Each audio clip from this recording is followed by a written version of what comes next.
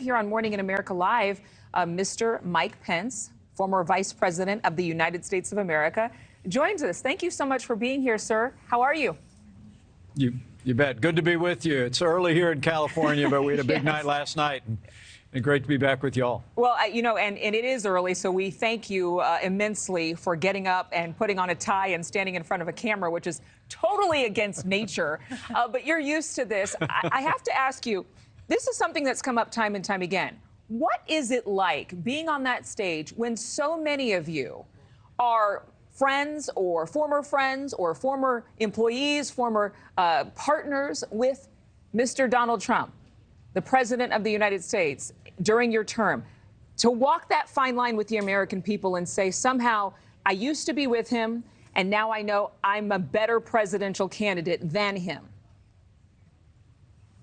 Well, I think the key is that for me, this is a sense of calling that I and my family have, and that is because I think we've come to another Republican time for choosing. I mean, the truth is, here at the Reagan Library, we remember Ronald Reagan and how he stepped forward in 1980, saved our country from record inflation, high gas prices, embarrassment on the world stage, and a failed Democrat administration. Ronald Reagan said in 1980, "Let's make America great again." And then 2 decades later, Donald Trump came down an escalator and said the same promise. But we governed on the same agenda for 4 years of our administration. And what I tried to begin to get across yesterday is that while the president and I have had our differences, and notably a couple of years ago on a fateful day on Capitol Hill, we continue to have a strong difference on my duties under the Constitution. But my reasons for running are because I believe that time-honored conservative agenda is today still the best way forward to restore America's economy and restore American strength. And the truth is, Donald Trump and some of his imitators on the stage are walking away from that time-honored conservative agenda. We're talking the language of appeasement on the world stage. We're talking about backing away from America's role as leader of the free world, ignoring a national debt that now is the size of our nation's economy. And Donald Trump, after we passed historic tax cuts, Donald Trump is actually advocating a 10% tax on all goods coming into the country, goods that Americans buy every single day. And lastly, just the way he has shied away from and, in fact, criticized pro-life laws passed in states around the country and won't commit to supporting the unborn at the national level. I just want people around the country who cherish that conservative agenda, see it as the way forward, is that I am, in fact, the most qualified, but also the most consistent conservative, and I'll lead on that agenda for 8 years as President of the United States. Mr. Pence, I have to ask you about your calling. I mean, that word for a lot of people who are conservatives, particularly the faithful, those who attend church, those who believe in God, it strikes a chord with a lot of people. And I'm sure there are many who think, you must think this is an assignment from God to run for president at a time when you're running against a man who has such a great lead ahead of you. Do you believe that you and other candidates on the debate stage last night need a miracle? Hey, everything in my life is a miracle. I've been married to a wonderful woman for 38 years. I got 3 incredible kids, 2 of whose families are in the military. Got 3 beautiful granddaughters, and the privileges I've had to serve this country as vice president, as governor, as a congressman, I greatly cherish. But, I really do believe that at the end of the day, that Republican voters, when the time comes for the Iowa caucus and the early primaries, they're going to be looking for a leader that's going to continue our party and our country on that time-honored conservative agenda that's always made America strong and prosperous and free.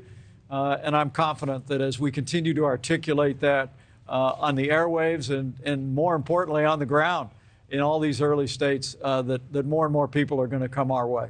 Speaking of airways, Mr. Pence, we could talk all day long about who won last night on that stage. And we saw some of the sparks fly. We heard your line about Donald Trump shouldn't be at the picket lines. He should be on the unemployment lines. We heard Chris Christie called him, Donald Duck.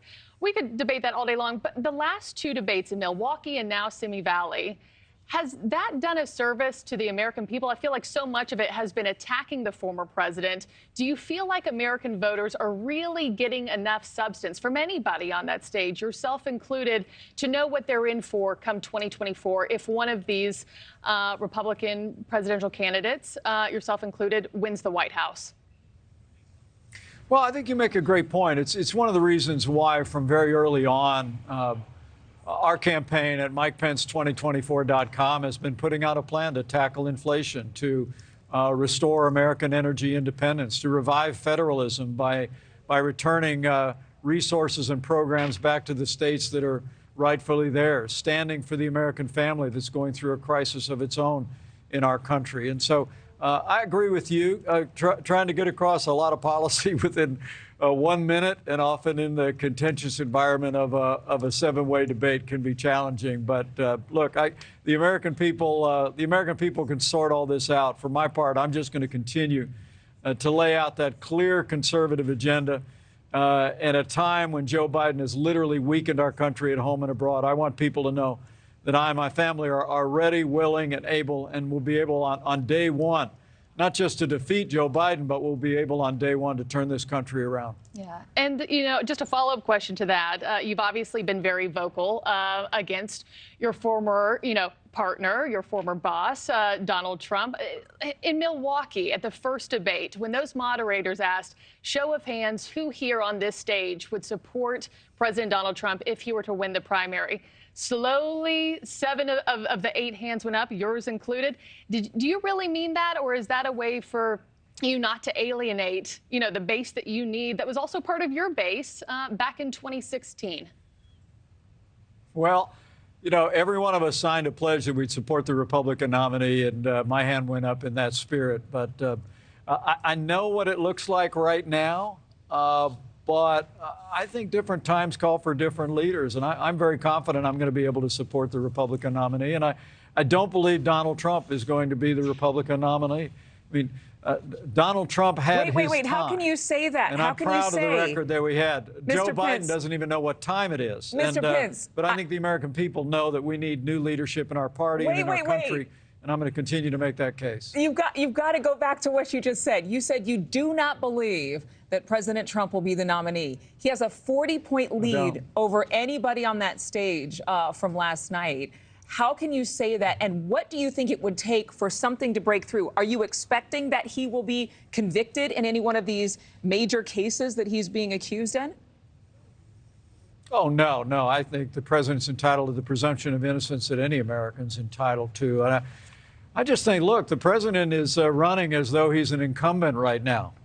And in one poll after another, he's under 50%. So I think it's clear that more than half of Republicans are looking for new leadership in our party. And sorting that out, and a debate like last night allows people to begin to sort that out. But I hope as they do, they'll see this choice that I tried to describe, however briefly, last night, talking about all over the country, whether we're going to continue our party on the path that Ronald Reagan minted, that we advanced during the Trump-Pence administration of timeless conservative ideals, or whether we're going to follow, the siren song of populism unmoored to conservative principles and embrace appeasement and big government republicanism and walk away from the right to life and traditional values. I think more and more as time goes on, people will see that choice and they'll see that I am the most consistent conservative in this race, and we're going to continue to carry that message forward. You better than anyone else know what it's like to be vice president of the United States.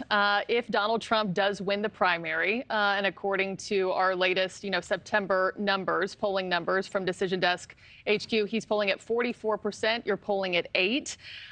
If he does win, I'm guessing it's not going to be you again as his choice for VP. Who would you like to see be vice president? Well, I'll make my decision about my running mate at the appropriate time. But you're right to assume. I don't know what his intentions are. You're right to assume.